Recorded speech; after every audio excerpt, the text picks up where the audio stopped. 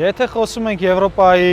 ինտեգրացիայի ու մերձեցման մասին արժեքաբանական իմաստով, եվրոպական արժեքներին մերձենալու իմաստով, ապա այս պահին հայերը ամենաշատն են, ովքեր կրում են եվրոպական արժեքների համար զրկանքներ, թե Բաքվի բանտերում, թե Երևանի բանտերում։ Ցավոք սրտի արժեքաբանական իմաստով այս պահին Եվրոպան դարձել է կենտրոնը ընտրակեղծարարության ձայնագողության եւ ժողովրդավար երկրի հանձնման բռնապետական երկրին, նկատի ունեմ Արցախը, Ադրբեջանին,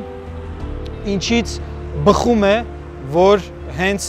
Եվրոպան պետք է մերձենա Հայաստանի հետ, քանի որ այս պահին հենց Հայաստանն է պահպանում ֆաշիստական Գերմանիային հաղթելուց հետո մարդու իրավունքների գերակայության արժեվը համակարգը։ Այս պահին եվրոպական արժեքաբանությունը